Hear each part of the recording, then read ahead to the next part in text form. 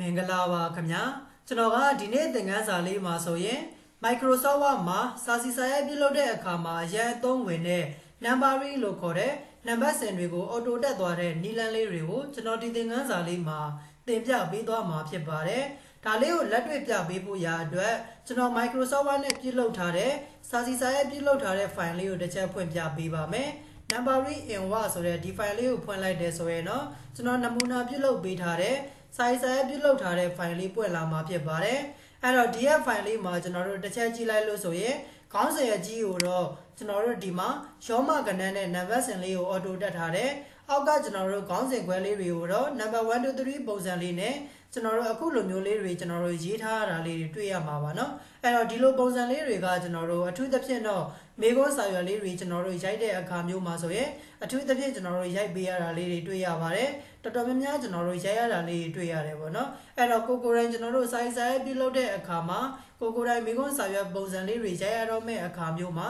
ဒီလိုမျိုးကျွန်တော်တို့ numbering နံပါတ်စဉ်လေးတွေတက်ထားတဲ့ပုံစံလေးတွေပါလာလို့ဆိုရင်ကိုကိုတိုင်းကျွန်တော်တို့ပြုလုပ်တတ်အောင်အသုံးပြုတတ်အောင်ကျွန်တော်ဒီသင်ခန်းစာလေးမှာအသေးစိတ်သင်ပြပေးသွားမှာဖြစ်ပါတယ်အဲ့တော့ဒါလေးကိုကျွန်တော်လက်တွေ့ရေးပြပေးဖို့ရာအတွက် Microsoft Word software လေးပိတ်လိုက်ပါတော့မယ်ပြန်ပြီးတော့ဖွင့်လိုက်မယ်အခုမှစပြီးတော့ကျွန်တော်တို့စာရေးစပြီးတော့မှရေးပါမယ် blank document ဆိုတဲ့ထဲကိုကျွန်တော်တို့ဝင်ပြီးတော့စာရွက်တစ်ရွက်ခေါ်လိုက်ပါမယ်ခေါ်ပြီးသွားပြီဆိုရင်တော့ဒီမှာကျွန်တော်တို့ကိုယ်အသုံးပြုမဲ့ဖောင်လေးပြောင်းမှာကျွန်တော်ကတော့ပြည်တော်စုဖောင်းနဲ့အသုံးပြုမှာဖြစ်တဲ့အတွက်ပြည်တော်စုလေးပြောင်းထားပါတယ်ပြီးရင်တော့ကျွန်တော်တို့စာရေးစပြီးတော့မှရေးပါမယ်စာရေးမရေးခင်မှာကျွန်တော်တို့အပေါ်ဆုံးကခေါင်းစဉ်ကိုရောမကဏ္ဍနဲ့နံပါတ်စဉ်တွေကို auto တက်သွားချင်တာဖြစ်တဲ့အတွက် home တက်ထဲကနေပြီးတော့ paragraph group ထဲမှာ numbering ဆိုတဲ့နံပါတ်စဉ်တွေတက်တဲ့နေရာလေးရှိပါတယ်ဒီထဲကိုကျွန်တော်တို့ click တစ်ချက်နှိပ်လိုက်ပါမယ်နှိပ်လိုက်လို့ဆိုရင်ဒီထဲမှာကျွန်တော်တို့ရောမကဏ္ဍအကြီးအသေး ABCD အကြီးအသေးကြိုက်တဲ့ပုံစံနဲ့ကိုယ်ကတက်လို့ရတယ်အဲ့တော့ဒီမှာတော့ကျွန်တော်တို့ကရောမကဏ္ဍအကြီးအသေးနဲ့တက်ချင်တာဖြစ်တဲ့အတွက်ဒီပုံစံလေးကိုကျွန်တော်ရွေးလိုက်ပါတယ်ရွေးပြီးသွားရင်တော့စာလေးတွေစပြီးတော့မှရိုက်လိုက်မယ်ဖိုင်သိမ်းခြင်းဆိုပြီးတော့မှရေးလိုက်ပါတယ်မြန်မာစာရေးမှာဖြစ်တဲ့အတွက်မြန်မာစာ keyboard ပြောင်းပါမယ် Windows နဲ့ space bar နဲ့ပြောင်းတယ်ဖိုင်သိမ်းခြင်းဆိုပြီးတော့ရေးလိုက်ပါတယ် Windows space Control S ကျွန်တော်တို့ဒီမှာဒီတိုင်းလေးရေးလိုက်မယ်အဲ့တော့ဒါလေးကကျွန်တော်တို့ကခေါင်းစဉ်လေးဖြစ်တဲ့အတွက်ဆက်လက်လေးပေးပြီးတော့မှဘိုးလေးထည့်ခဲ့လိုက်ပါတယ်ပြီးရင်တော့ Enter လေးခေါက်လိုက်မယ်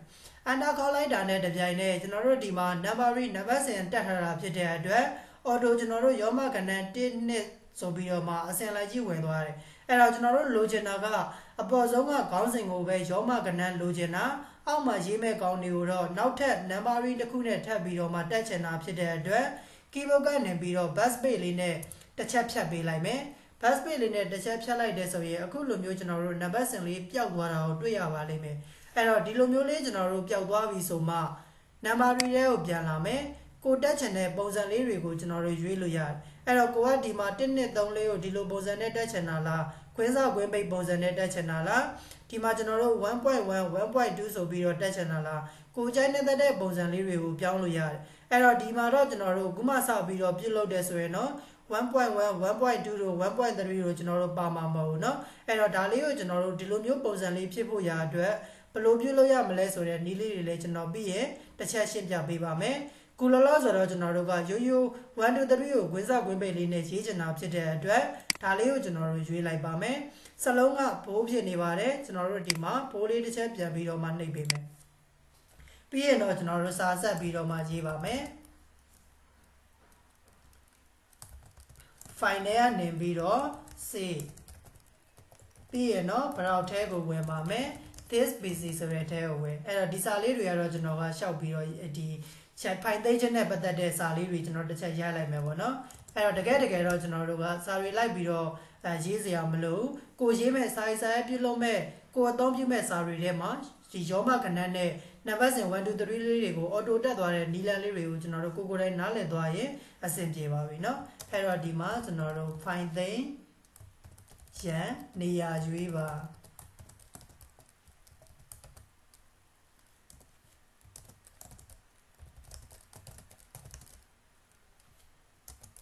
ါဖိုင်နာမည်ပေးပါ ပြီးရင်တော့ C ပေါ့ဒါဆိုကျွန်တော်တို့ကရသွားပြီအဲ့တော့ရသွားပြီဆိုရင် enter လေးခောက်လိုက် enter ခောက်လိုက်လို့ဆိုရင်သူကဒီမှာ1 2 3 4 5ဆိုပြီးတော့မှတခါတည်းနံပါတ်စင်ကြီးက auto ဝင်သွားတယ်ကျွန်တော်တို့က400အောက်ကြလို့ဆိုရင်နောက်ထပ်ကျွန်တော်တို့ဒီမှာရောမကဏ္ဍနဲ့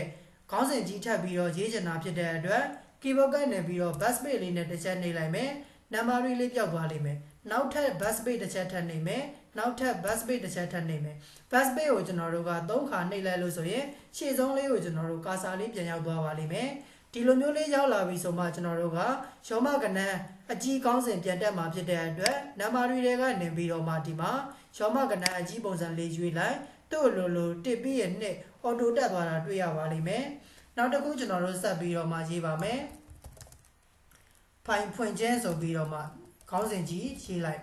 ဖိုင်ဖွင့်ခြင်း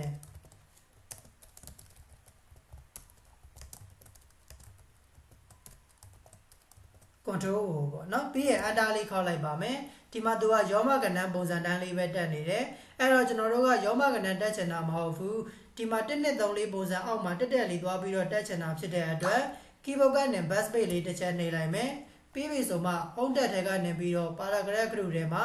number တွေကနေပြီးတော့မှ1 2 3ပုံစံလေးရွေးလိုက်မယ်ဒါဆိုရင်သူ့လိုကျွန်တော်တို့ဒီမှာတစ်ဆိုပြီးတော့မှပြန်ပြီးတော့ဝင်သွားတာကိုတွေ့ရပါလိမ့်မယ်အဲ့တော့ကျွန်တော်တို့နောက်ထပ်စာလေးတွေဆက်ပြီးတော့ရေးလိုက်ပါမယ်ဖိုင်ဖွင့်ခြင်းဖိုင်ထဲကနေပြီးတော့မှ open ပေါ့နော်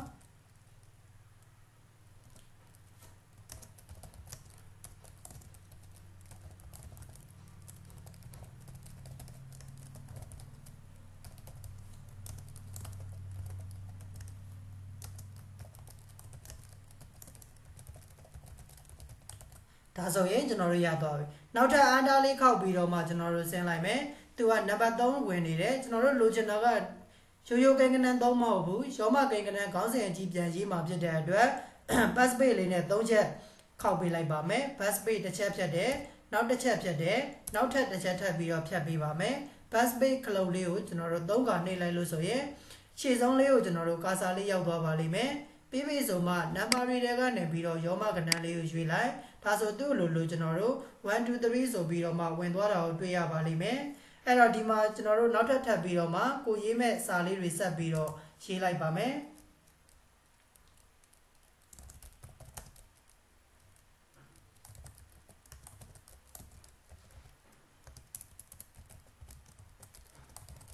control and စာရွက်အသစ်ခေါ်ခြင်း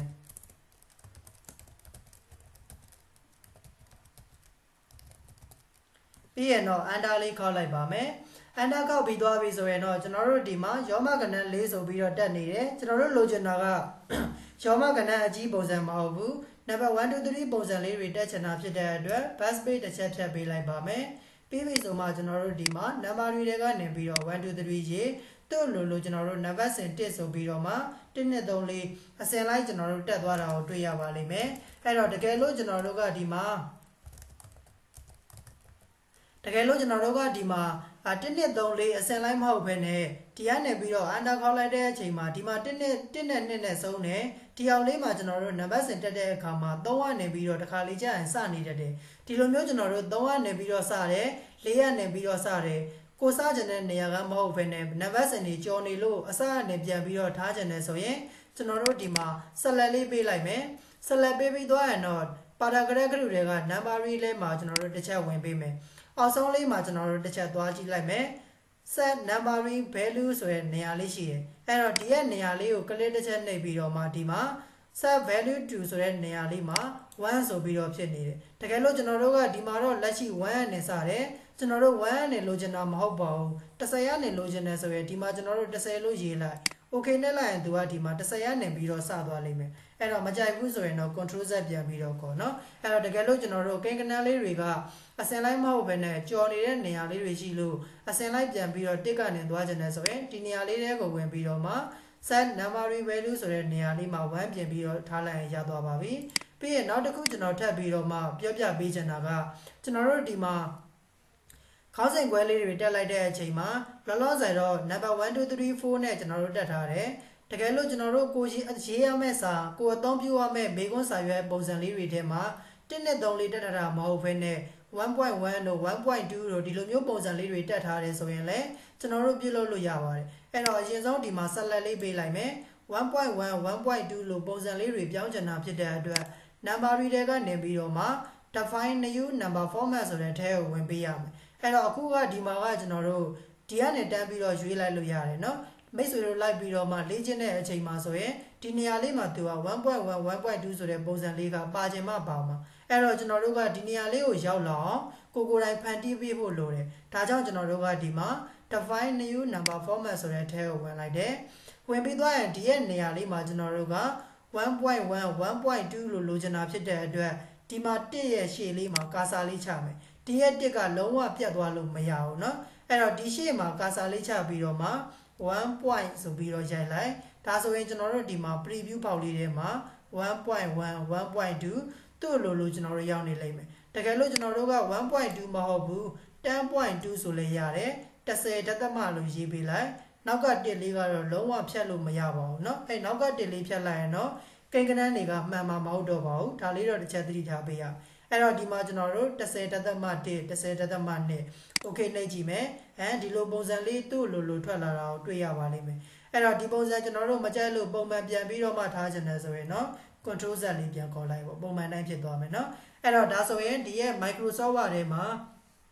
စာရေးပြုလုပ်တဲ့အခါမှာ numbering လို့ခေါ်တဲ့နံပါတ်စံလေးတွေကိုကိုယ်တိုင်တက်လောက်ပြီလို့ထင်ပါတယ်ဒီရဲ့သင်ခန်းစာလေးကအားလုံးအတွက်ရန်အကျိုးရှိမယ်လို့ထင်ပါတယ်ဒါလေးကိုကိုယ်တိုင်လက်တွေ့လိုက်ပြီးတော့မှလေ့ကျင့်ကြည့်ပေးပါ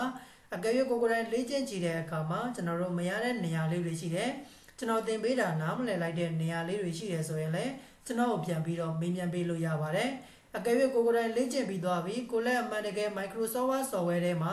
စာရေးပြုလုပ်ရင်းနဲ့ numbering နံပါတ်စံလေးတွေကိုကောင်းကောင်းအသုံးပြုတတ်နေပါပြီဆိုရင်တော့ဒီသင်ခန်းစာရဲ့ comment လေးမှာ DONE done ဆိုပြီးတော့ရေးခဲ့ပေးပါအောင်ခင်ဗျာဒါမှကျွန်တော်သင်ပေးတဲ့သင်ခန်းစာတွေကိုဘယ်သူတွေကတော့အမှန်တကယ်လိုက်ပြီးတော့လေ့ကျင့်နေပါတယ်လေ့လာနေပါတယ်ဆိုတာလေးတွေကိုကျွန်တော်ကိုယ်တိုင်လည်းသိရအောင်လို့ပါ